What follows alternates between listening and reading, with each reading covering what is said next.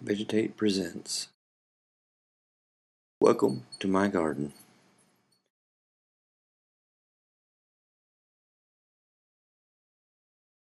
YouTube, this is West of Vegetate. Today I just want to show you a quick update on the garden. Also, over spring break just ended for us, and we actually filmed a couple videos out in the garden with the kids, but it didn't go so well. It was kind of more of a gardening fail, and I'm not yet sure how I want to post it. If I want to post my gardening fail, I know a lot of YouTubers kind of just show what works and what doesn't work. They don't really show, so I'm kind of debating whether or not to show it. So right for now, I'm just going to show you just what I've got going with my garden, with my seed starters. I've got them indoors right now. I don't have them actually out in the greenhouse, which I should, but we've had some really bad cold weather, and so I'm just leaving them indoors right now because the greenhouse is having an issue with trying to keep it warm. I can only keep it about 7-8 degrees above, whatever the outside temperature is, and so if I can just make it for a couple more weeks, we'll be good to go. But with that said, hopefully by next year I'll have figured it out, and so next year I can it'll be 24/7, 365 in the greenhouse. Anyway, so I'm going to show you quickly my seeds. Kind of go over those with you. Okay, as you can see here, these are my super hots that I got from Pepper Joe's this year. I think out of about 50 seeds, I got, 10, what is this, 15? 15 plants came up. I left them in the peat pots a little too long, and they get starved for, root growth. And as you can see, they're a little bit yellow. I transplanted them yesterday. I should have done it about a week or two ago. And they've almost doubled in size already just by replanting them. My soil mix is basically a combination of azomite, dolomite, perlite, peat moss, a little bit of sand. I got the most that came up was I had 7 right here, or 6. I'm sorry, 6.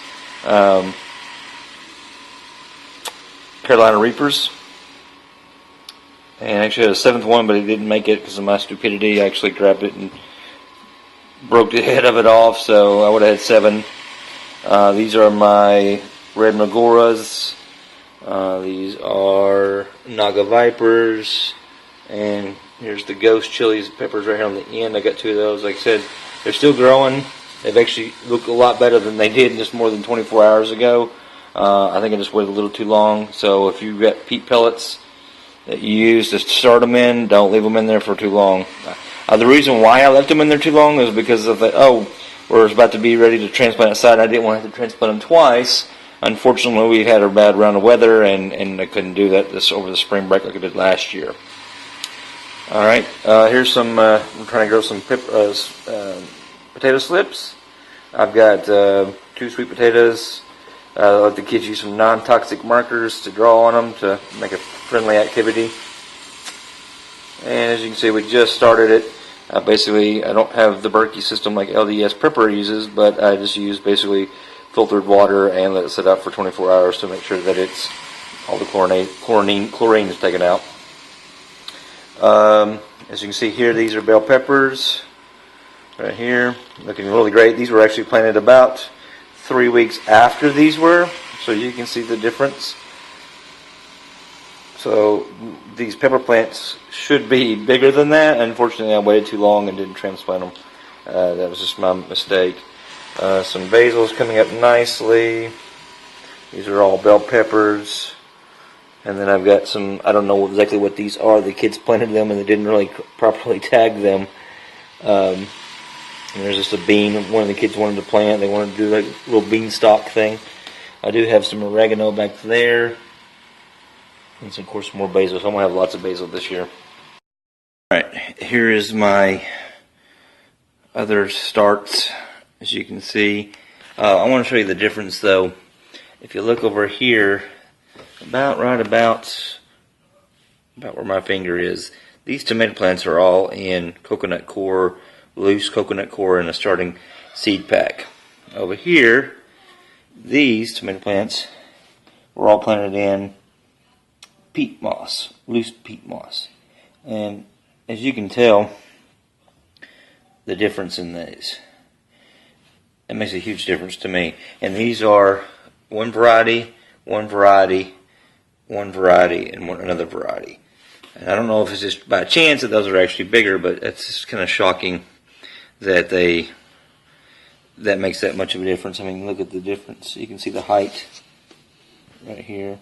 This is all from here to the left is coconut core.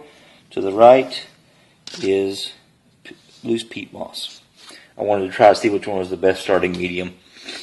And as you can see, in my opinion, coconut core wins. These tomato plants are also the same as those pepper plants. I let them stay in the peat pellets too long, and they started starving, and the roots were nothing. I was shocked, and so I got them transplanted, but I think it may have been too little late. These are just some Roma tomatoes. If they don't make it, I've got plenty. These are all tomatoes right here.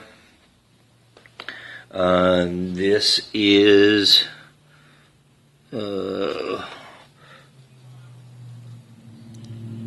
yellow right here. These are all yellow tomatoes.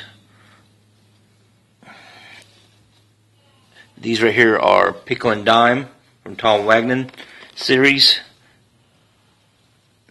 These are Beautiful Dreamers. These are all Brandywines. And these right here are Cherokee Purples. And that's my favorite ones. I'm excited to get those started this year. There's another little green bean that came free. It's kind of got dried out from the fan from me blowing it, trying to keep it from getting dampening off. You can also see there's brown stuff all over that. I got that. That's cinnamon. Rob or Pilichik, I believe is his name, on YouTube, was talking about how to keep dampening off. So there's a little bit of cinnamon on my plants. I do have some herbs here and some other random stuff. There, if you look down in there, you should see right there I use biosponge, and it's pretty nice. You just stick those in the cup, and then when you're ready to transplant them, you take them out and they root through that. It's almost kind of like rock wool, but it's made out of a sponge instead. Here's my bok choy. This is like a wildflower that I got from, it's Sweet William, I got from the Lawn and Garden Show. Here's some Yellow Jubilee tomatoes right here. These are longleaf dills. These are sage right here. These are Diva cucumbers. Here is some thyme right there. Well, those things are hard to get going, let me tell you. This, I'm not sure exactly what this is. This is burnet. It's an herb. I've never grown it before, but it looked really interesting, so I thought I'd try that. I've never heard of it, so hey, it's an herb. Make your food taste better, I hope. Okay, moving on down the line, I got a little bit of broccoli right through there. Again, some cucumber starts to help speed up the process so I have pickles faster. Got some kale right here, as you can see, starting like little baby kale. And I have some cauliflower right here. Swiss chard. Again, there's some more of these yellow looking tomatoes. I'm not sure if we're going to make it. I waited too long to transplant it. You can see how yellow they are. I've got some more rare varieties of cucumbers, which are looking pretty good. Some okra in the back. But yeah, that's what I got to do with so far. Hopefully I can get these in the ground and maybe I'll be able to produce something. So, if you like my channel, please comment, share, or subscribe. And as always, it grows things.